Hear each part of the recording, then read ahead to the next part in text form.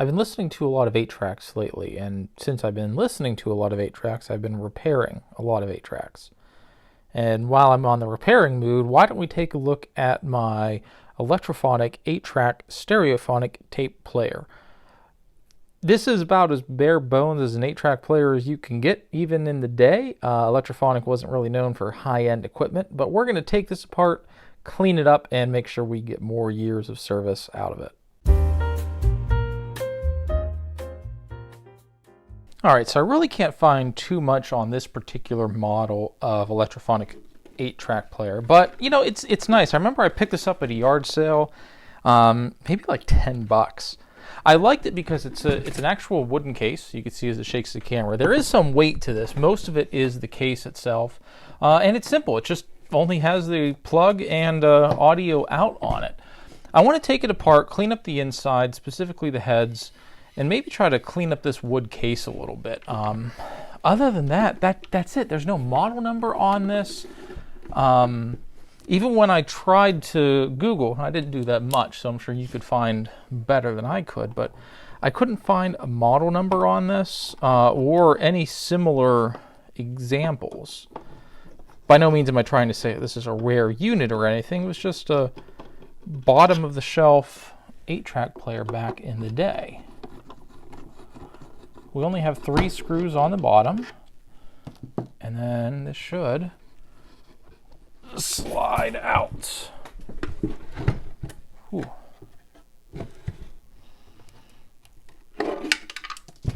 Oh, and there is our selector button. We don't want to lose that.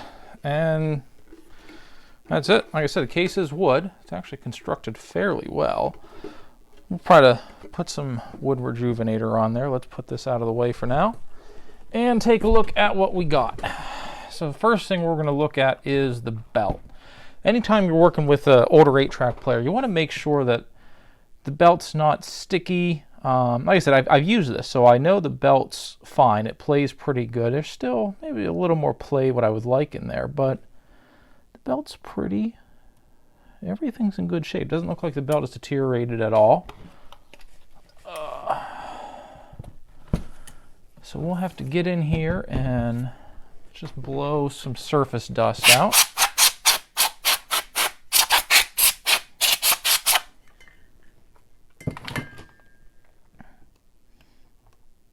Our track selection mechanism looks fine and working as it should. We see the head going from each track, 1, 2, 3, and 4.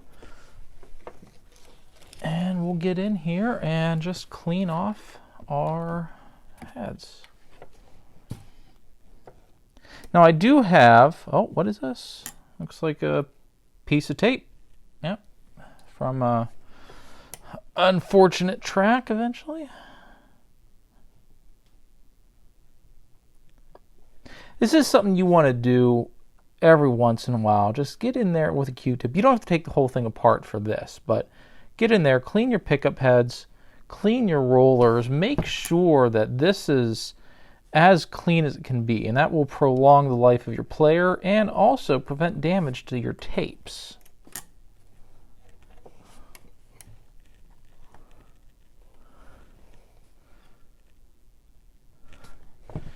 And you can see we have a little bit of dirt on the Q-tip, so that's good. That means we're getting years of gunk and grime off. Now you can run, and I do run, 8-track cleaning tapes through here, but just doesn't do as good as getting in here yourself and taking care of business. Those track cleaning tapes do a decent job for what they are, but they'll never do as good of a job as just getting a Q-tip in here and doing the work manually. All right. Do want to clean the front of this door. Just aesthetics. Doesn't actually affect the operation, but there is some grime on here. I don't know why. It just seems like every time you get 8 tracks or an 8-track player, it's just incredibly dirty. Before I move over and clean the case of the 8-track, I do want to point something out. Now, every 8-track player on the bottom almost every 8-track player on the bottom, will have a hole. And this is going to be your head azimuth adjustment. So on the bottom here, you see this screw right here. What this does is this is going to adjust where your playback head is on the track. Sometimes you'll put in an 8-track and you'll hear bleed over from some of the other tracks. Maybe you're on track 2 and you hear a little bit of track 1 or track 3. What this is, the head isn't properly aligned. Because remember, on the 8-track tapes, all right, we have 8 tracks, 4 programs left and right for each. Pause for a second, we're going to draw this out. All right, so I drew this out, and hopefully this makes sense when we're talking about head adjustment. Now, you've probably asked yourself, hey, if it's an 8-track, why are there only 4 programs on here? Where are the other 4? Well, there's 8 on here. The way it works, each track or program, and you've seen those terms interchange, but we're going to talk about program, even though this one calls it track. Program 1 has left and right on it, all right? It's a stereo tape. So because of that, there are 8 tracks on a tape.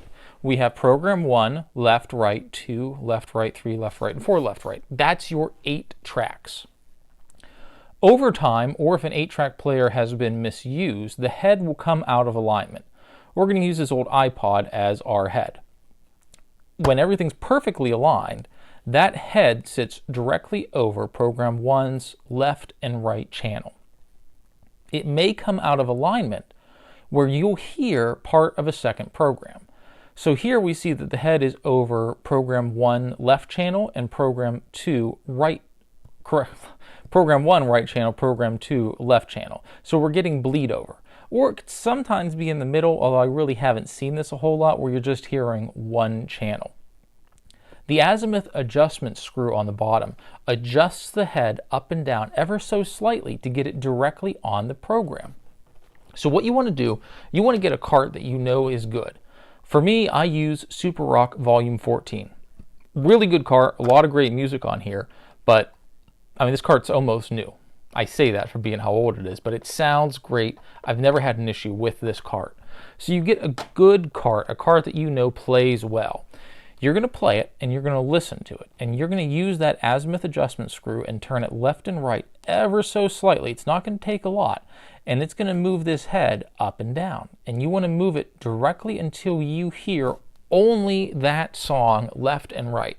I like to use headphones, and I like to control so I'm only listening to the left, to the right, just to make sure everything's about equal and I don't hear bleed over. It's also good to use a cart that you know. I know all the songs on here, so I know that if I'm listening to The Strokes and I hear a little bit of Cool Love, well, yeah, I'm getting track 4 into track 3. Once you do that, I like to switch through all the programs. So once I know I got it aligned perfectly, switch to 3, 4, and 1, just to make sure everything's good. And then I let the entire cart play by itself. I don't skip anything. We'll start on program 1, let it finish, automatic switch to 2, automatic 3, automatic 4, just to make sure everything is perfect. I know a lot of people don't do that. I do it. I'm a little more persnickety on how my 8 tracks work and how I treat them. But you could easily just go find one track, program your azimuth, good, boom, put it back into service, and 99 times out of 100, you will be fine. I hope that makes sense on the azimuth adjustment. Like I said, it's very simple. Just somewhere on the bottom of your 8-track, you're going to find a screw. And on the case, there will be a hole. Sometimes there will be an arrow pointing to it. You're just going to adjust that left or right ever so slightly, and then that'll get that head perfectly aligned. All right, so if you saw my Polk Monitor 10 restoration video, you know where we're going with this. 2 of my favorite things with them working with wood, scratch cover and lemon oil treatment. Not sponsored. Good brands, but use what you can. First thing we're going to go over with this scratch cover for dark woods. What this is going to do, it's going to hide, well, the scratches on here, right? It's going to cover those in and kind of make them a little more difficult to see, and it's just going to give a little darker tone for the whole case.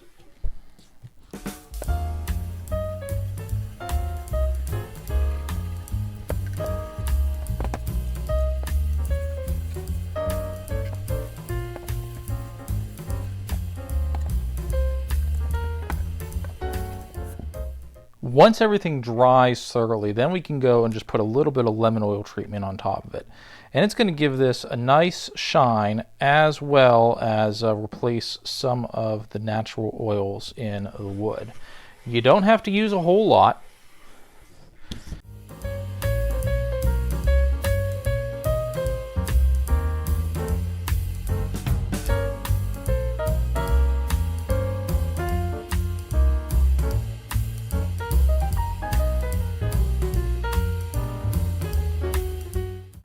All right, so she's back in the stack playing some Iron City House rockers. I got my headphones on so we don't get a content match on this, but hey, if you don't know the band, look it up. I think they're great. Speaking of great, this 8-track player, it sounds wonderful, and it's going to get many more years of use out of it now. Like I said, it's a bottom of the barrel. It wasn't that great back in the day, but it does exactly what I want it to. Hey, I hope you enjoyed this video. I hope you can get your 8-track player back up and running for you and get years out of it. So if you like what we're doing over here, like and subscribe. We'll catch you next time.